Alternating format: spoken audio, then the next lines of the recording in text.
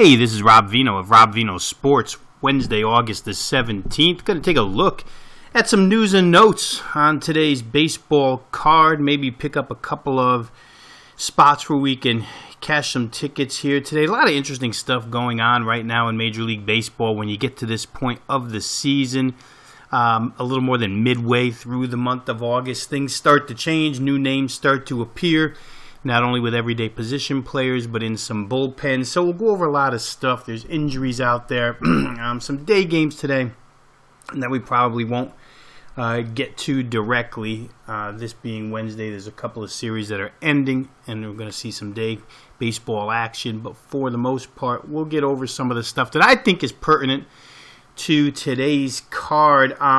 You know what? Let's start right with the bullpen concerns for this evening. In the ever-evolving world of Major League Baseball bullpens, we find some games today where it's important to know if a pen is taxed or not. I'm going to start with what I feel to be the two most concerning bullpens for their games today. I'm going to start with the Oakland Athletics, who last night went 10 innings with the Texas Rangers. For Oakland, they do have some live arms in that bullpen, but boy, they've got some guys now that are important to the back end of the game, the back third, that probably won't throw today, and if they do, their effectiveness would be in question.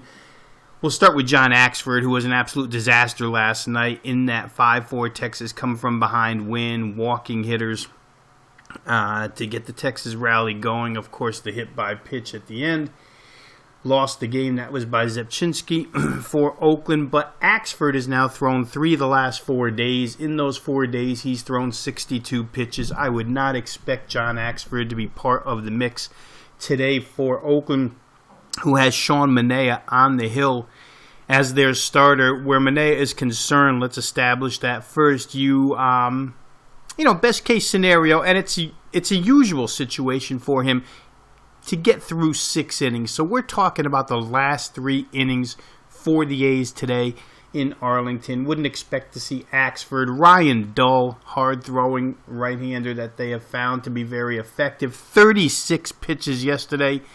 Don't think there's any way he comes back today off of a 36-pitch effort.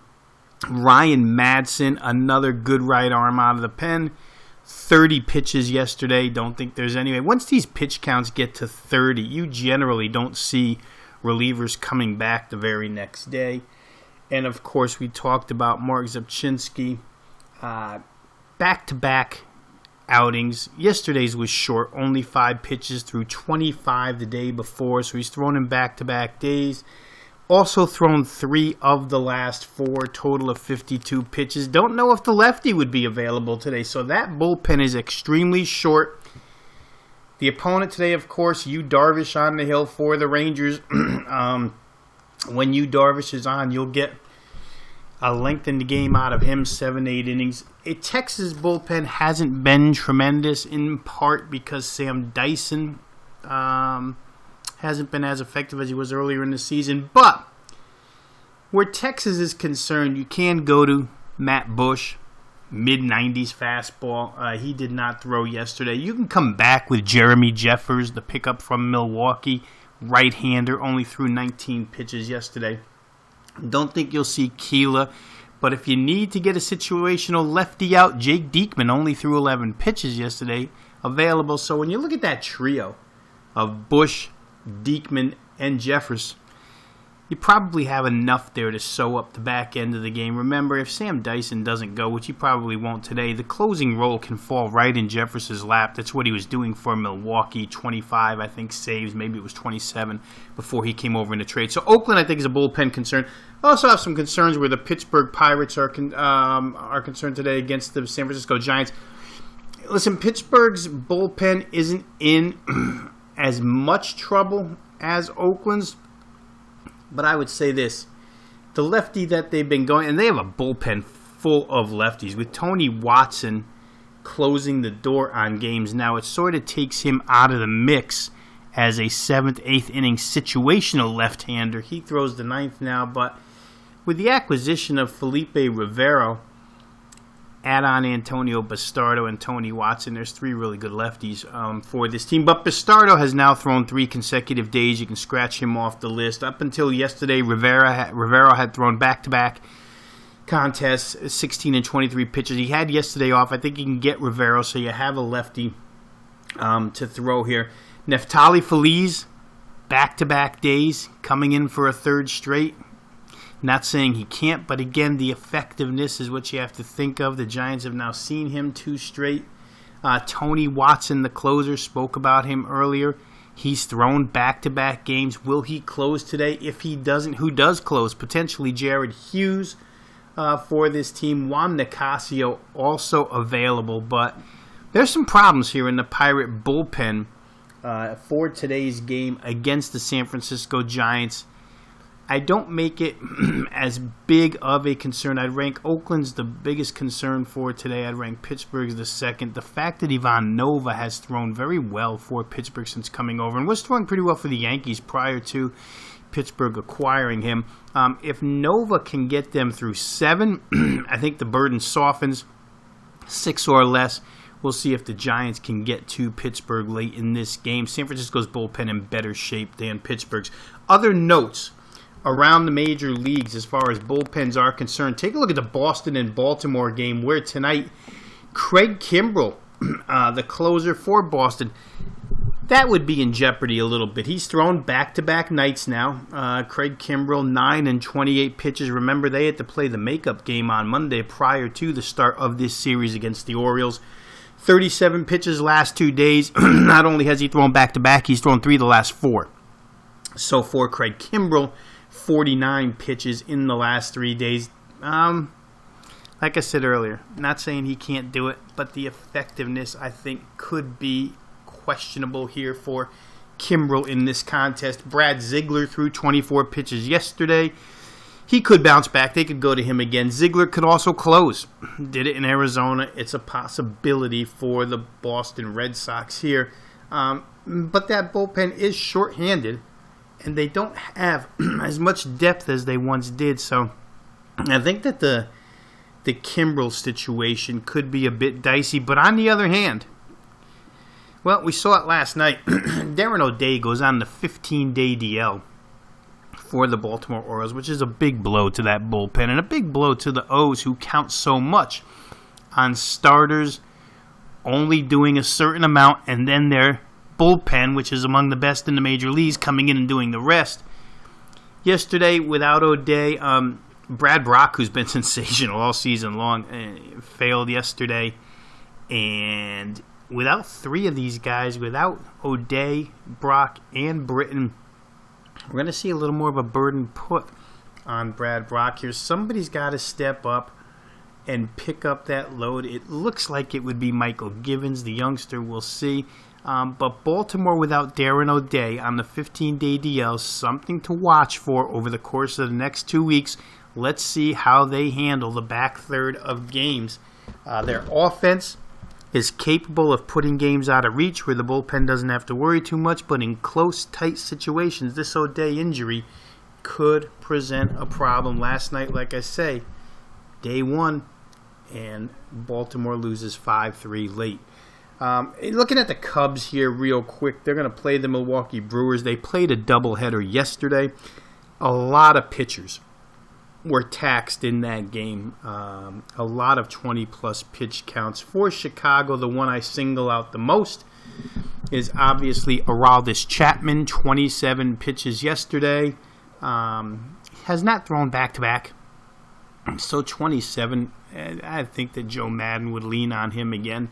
We'll see how Chapman responds if he's called upon for a second straight day. Other than that, out of the bullpen, I think the Cubs are pretty good. Milwaukee, 6 of their 7 relievers yesterday threw 20 or more pitches, but there weren't back-to-back spots.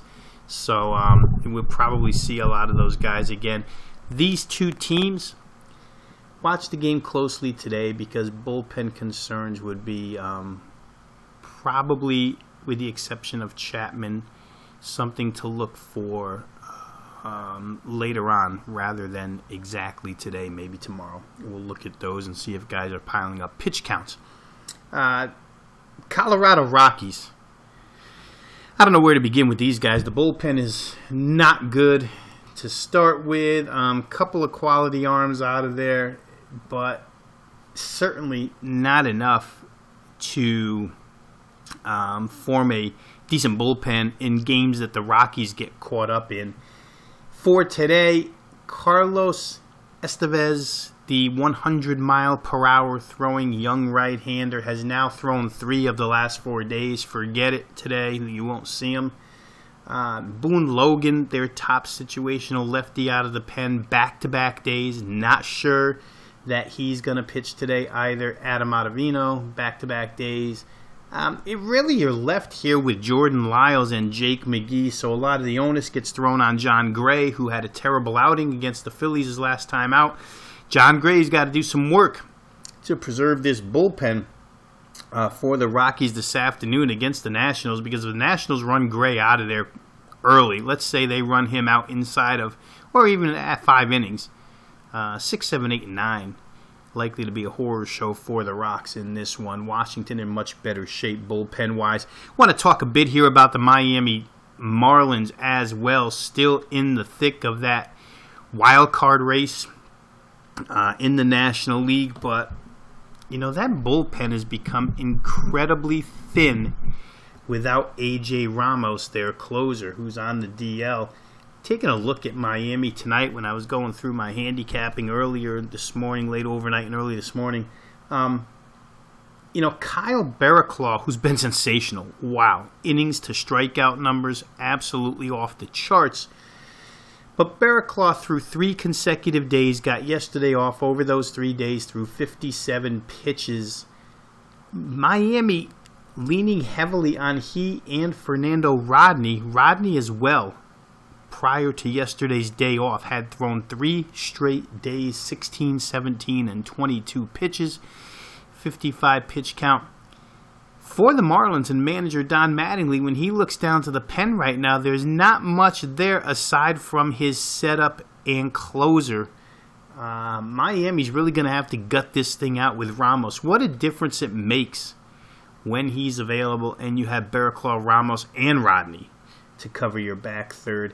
Mike Dunn, kind of a hit-or-miss veteran. Dustin McGowan, again, even less of a hit-or-miss, or more of a hit-or-miss than Mike Dunn. So they're working with some young arms here. Brian Ellington threw back-to-back outings the last 2 days. I think Miami's bullpen is a concern, not just today, but until Ramos gets back, this is a concern. The New York Mets had to pull John Neese out of their bullpen in order to make today's start. That leaves their bullpen short because Hansel Robles threw back-to-back games here in this Arizona series, which has been wild and woolly, high offense, lots of runs scored here, but Robles has now thrown back-to-back nights, 27 and 20 pitches. Don't think you'll see him here again. The Mets bullpen is shaky at best. And now you're going to take one of their very few live arms out of the mix for today. Jerry Blevins, situational lefty, has been very good. He's available. Addison Reed has thrown 3 of the last 4 days. I know the pitch count was 23 yesterday, and yeah, he could come back today, but he has thrown 3 of the last 4 days. 44 pitches overall. That makes Reed a little tentative in my book. And Jerry's Familia, the closer, he is available here. Very light work last night in the 9th inning, only 9 pitches. But the Mets, that's a bullpen with Neese having to make a start that I would worry about here, especially with Neese on the hill.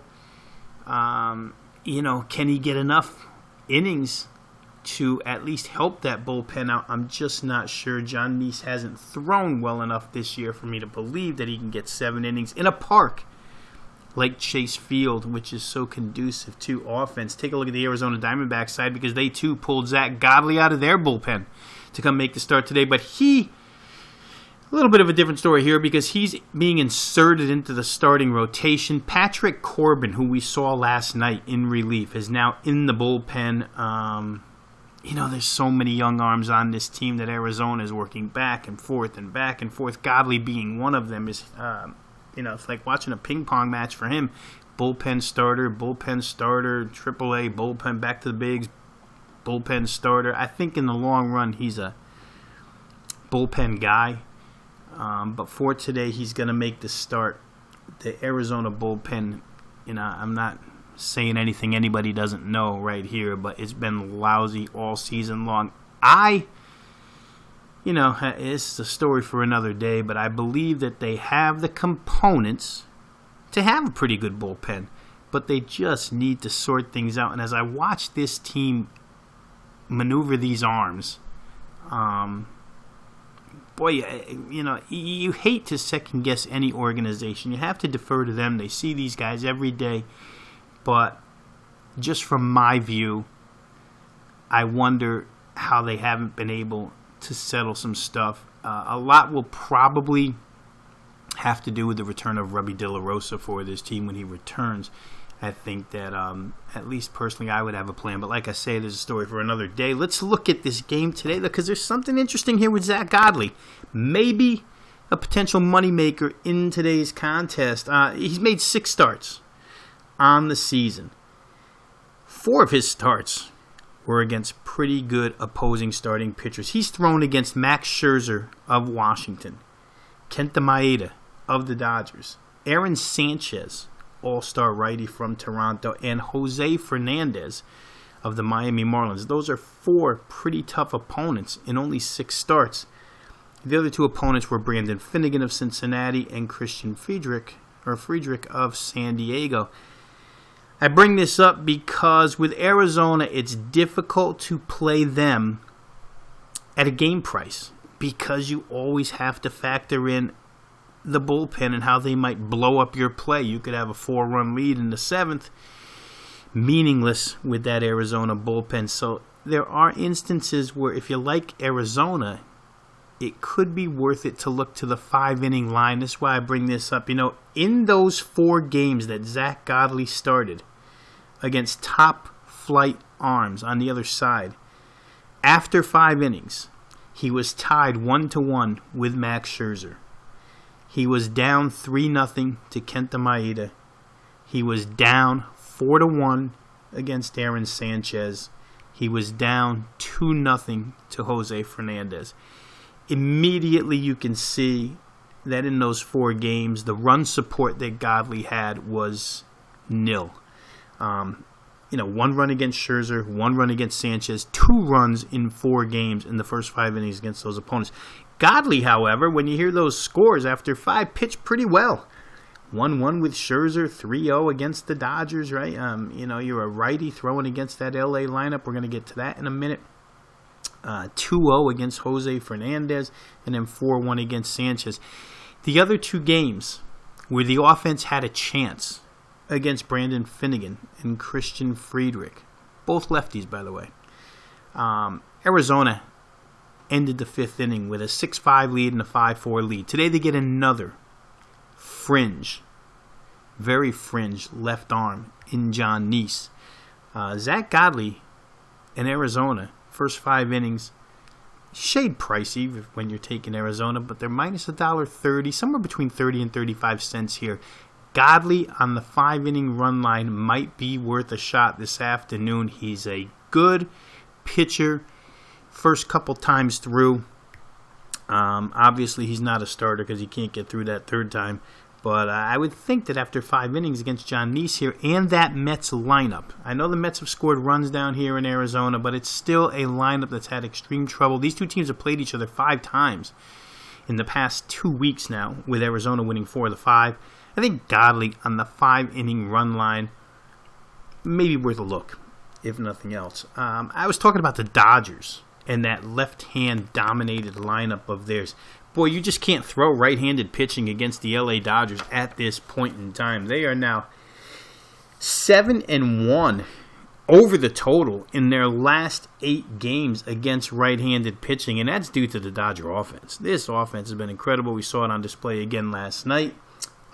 This evening, they're going to wind up getting another right-hander in Thompson for the Phillies. A young kid, 2nd-round draft choice, but currently with an 8.68 ERA and limited work on the season. the Dodgers from 1 through 7 just start throwing, or 1 through 6 start throwing these lefties at you. And then, with the bat that Howie Kendrick has been wielding lately from the right-hand side, it's a very difficult lineup if you're a right-handed pitcher to get through at this point in time. The numbers bear it out, too, and it's been an occurrence since the All-Star break. If you take a look at the LA Dodgers, let's go back to the first game after the break, July 16th. Now, they've played 19 games against right-handed pitching. In those 19 games against right-handed starters, games where a righty started the game, the Dodgers have hit .277. The on-base percentage is .350. Slugging .474. They're looking at an .824 OPS over the course of 19 games where a righty started against them. Strong numbers. In August, they've been just as strong. .286. .346 on base, .507 slugging, .853 OPS. LA right now, like I say, just so left-hand dominated. You have to throw lefties against these guys. You cannot run right-handers into this lineup currently unless it's an elite-level righty. The Dodgers with Utley, with Gonzalez, with Grandal, with Corey Seager. Just lefty after lefty after lefty, and guys with pop, Jock Peterson. It's a lot to get through, and we'll see tonight if Thompson can get through this. Scott Kazmir, the other side of the game for the LA Dodgers. And interestingly enough, not only is LA 7-1 over the total, their last 8 against righties, but the Philadelphia Phillies are 10-0 over the total in their last 10 games, period. Phils, it's a combination of things. Poor pitching, or young pitching getting a little bit tired in some instances at this point in the season. Innings counts start to mount on guys like Vince Velasquez, who maybe, I was reading this morning, might only make 3 or 4 more starts the rest of the season. But, Nola and Elfrid, these guys that they've had, youngsters that they've thrown, very tough. Jared Eichhoff, when you get to this stage of the season and you have so many innings on those arms, it makes Philadelphia with a weak bullpen. I mean, there's 2 guys back there that have performed well, Neris and Gomez in the 8th and 9th. Otherwise, it's a mixed mash of arms. Right now, you can see how the Phillies, and they've picked it up offensively, you can see how they are producing overs consistently, but they are 10-0 last 10. Dodgers 7-1 over against righties last 8. Tonight's game priced accordingly, right? I mean, the odds makers are no dummies now. In Citizens Bank, the number opened at 9. It's been bet towards the under here, 9 under, 15, 18. One instance, a couple instances here I can see minus 20 cents, but there has been some movement towards the under. Conditions in Philadelphia today, very, very good for offense. So we'll see if the Phillies can extend that to 11, if the Dodgers can extend that to 8 of 9, and if the Dodgers, who are now in first place in the NL West, can use those left-handed bats to get a win here. Scott Kazmir on the run line could be worth a look. He's currently favored by anywhere between $1.65 and $1.70 in that game. I want to take a look at the Kansas City Royals here for a minute, and their opponent, the Detroit Tigers. Let's start right there. Boy, it does pay to be on the ball and pay attention each night where baseball is concerned if you're going to bet it. For those who were in tune, you found out that after Miguel Cabrera left the game a couple of nights ago, after the game, Brad Ausmus, the manager of the Detroit Tigers, said, it's really not that bad of an injury. I would be surprised if he misses more than 2 to 3 days. So right in that quote, you know he's not going to play yesterday. However, we saw line movements in the morning that just baffled me. Money is very slight money, but you would expect money in on Kansas City right off the bat. Didn't happen. If you were quick to the punch, you got a real good price with Casey and Danny Duffy yesterday. Danny Duffy's been outstanding for the Kansas City Royals. Not that Justin Verlander hasn't for Detroit, but Danny Duffy has been very, very good for the Royals. Anyway, that number was bouncing between, Verlander minus 35, minus 40, even as high as 44 at some points. I played early, got 28 cents, released KC plus 128 to the clients, and it was a pretty easy win. 6-1 final. Cabrera did not play. I don't know what people were thinking early. Were they sitting back and waiting for the positive information? No, Miguel Cabrera is not going to play today. I think we knew. Once Brad Ausmus said 2 to 3 days. Tonight, again, you would have to assume he's going to miss this game.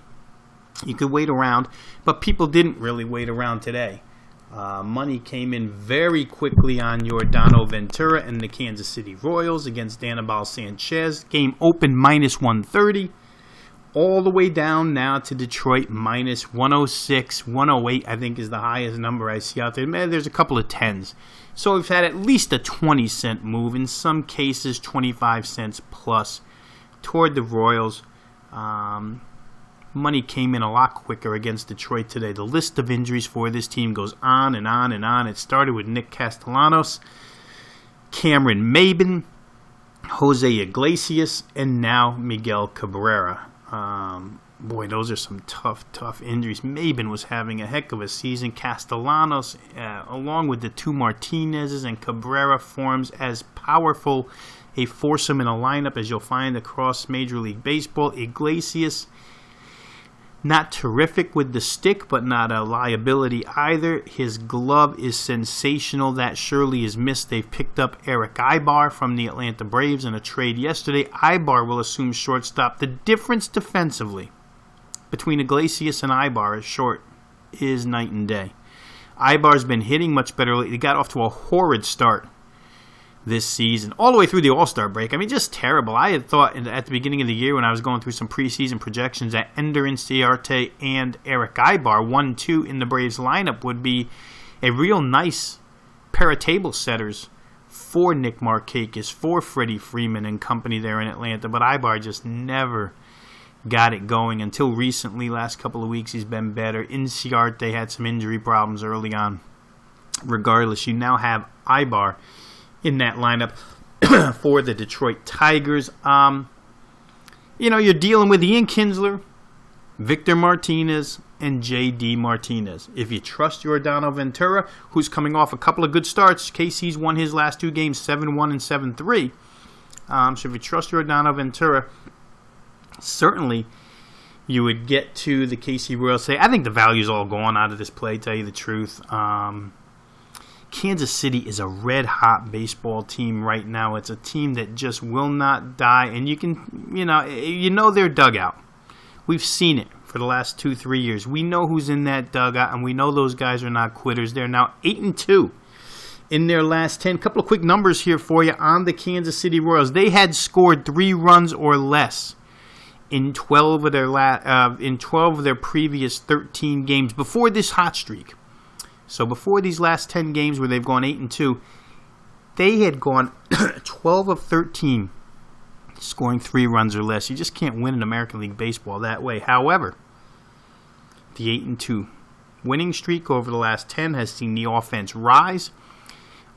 We've seen Orlando move to the top of the lineup for this team. There's been a little bit of creativity here by Ned Yost. Lorenzo Cain back healthy now for a while, so he's back in stride. And all of a sudden, the offense has scored more than 3 in 6 of these 10. So KC much better offensively right now. What's interesting about this team is you are grabbing some value with them. I've been on the good side of them a couple of times here in the last 10 games, but out of the 10 in their current 8-2 stretch, they've been underdog 8 times. 6-2 against the number as a plus price in this streak. Tonight they won't be a plus price. They're just a very, very small minus. But Kansas City, red hot right now. Detroit going through injuries right now. This is a key stretch for the KC Royals as they try to make one last ditch effort to sneak into that second wild card spot. Boy, beating somebody in your own division is important. They've got more games with Detroit on the horizon. They couldn't catch him at a better time. They need to take advantage here tonight. I didn't see any real bullpen concerns on either side in that particular contest. Another injury to speak of, Ryan Braun for the Milwaukee Brewers, probably going to head to the 15-day DL. My immediate reaction with Braun having as great of a season as he's had and now being subtracted from the 3-hole or cleanup hole in that lineup would be to look to fade the Brewers, and I think in a proactive manner maybe we could, but there is a slight problem here that they do have some arms, young arms, that still are throwing pretty well. Zach Davies throwing pretty well. Willie Peralta came off the DL the other day and threw a really solid game. But for the most part, I think you can go into fade mode against these Milwaukee Brewers. Now, they're going to be big underdogs the rest of the way out. Last 6 weeks of the season, we're not going to see Milwaukee unless they're playing somebody relatively as inept as they are, at competitive prices. But I think what we do here is look toward the run line. Myself being a guy who likes to use the run line an awful lot, I think we can use the run line here against Milwaukee. We'll see. They would have blown 2 run lines yesterday. Cubs winning both again today, John Lester, but so heavily favored on the run line. We're going to look for that situation down the road, though, and maybe avoid run lines against Zach Davies. We'll figure that out. But it's just something to look at right now with the Milwaukee Brewers. I want to switch over to the Yankees here. You talk about creativity when I was talking about Ned Yost in that Kansas City lineup. How about the New York Yankee lineup today with the new kids into the mix? Joe Girardi had Gary Sanchez and Aaron Judge down at the bottom of his lineup, hitting 7th and 8th, 8th and 9th. Today we see some changes made, boy. Jacoby Ellsbury is going to get the day off. But Gary Sanchez is your cleanup hitter this afternoon against Toronto. Aaron Judge is your 5-hitter this afternoon against Toronto. Didi Gregorius slides out of that 3-hole into the 6. Starlin Castro out of the cleanup into the 3-hole. Just to read it down for you, what they're going with this afternoon. Brett Gardner leading off. Apparently the injury is okay for him to play today. He's missed like the last 3 or 4 games. Chase Headley, lefty in the 2-hole. Starlin Castro 3, Sanchez 4, Judge 5, Gregorius 6, Tyler Austin 7, Austin Romine 8, and Aaron Hicks in center field for Ellsbury today, batting 9th. If it's going to hit, that's a nice lineup. Powerful lineup. Chase Headley in the 2 has pull power in Yankee Stadium. He has been a contract bust, but perhaps this move helps. My immediate reaction to this lineup, if this is what we're going to see, is perhaps the Yankees become an overplay the rest of the way out. Tanaka and Pineda, their top 2 in the rotation, are usually priced low enough to where if you think the offense is going to hit, you can squeak out an over. The rest of that rotation, though, I think you can see high-scoring games, 3 through 5.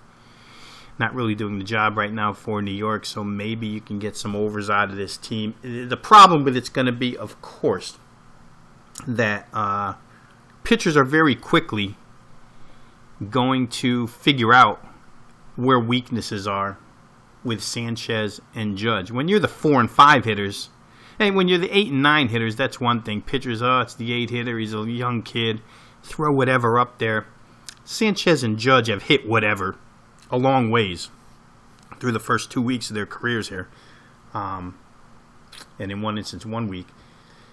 But when you're 4 and 5, pitchers are a lot more alert to where they can go to get you out. So we'll see if these guys can handle Major League pitching right away. Joe Girardi's putting them in big spots here, and they're going to play it that way. If they play it that way down the stretch, I think the Yankees become a very, very interesting totals team.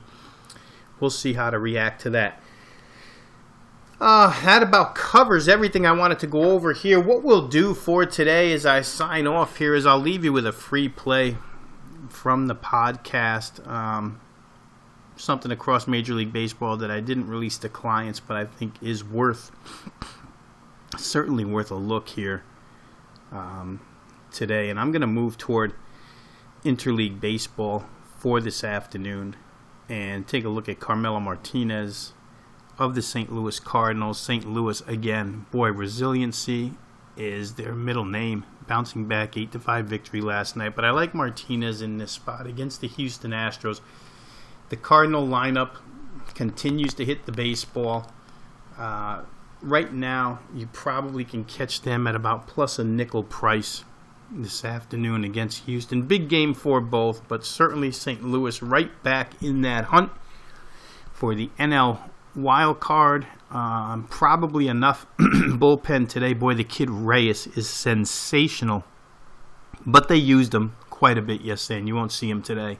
But they do have enough between Segras, Veno, even to withstand the Seth Maness injury, which put him on the DL for today. I like St. Louis plus the nickel. That'll be a free play for today. We'll come back with some NFL talk, some college football talk, some Major League Baseball talk tomorrow and for the rest of the week. But for now, good luck today with all the games. This is Rob Veno. We'll talk to you again tomorrow on Thursday.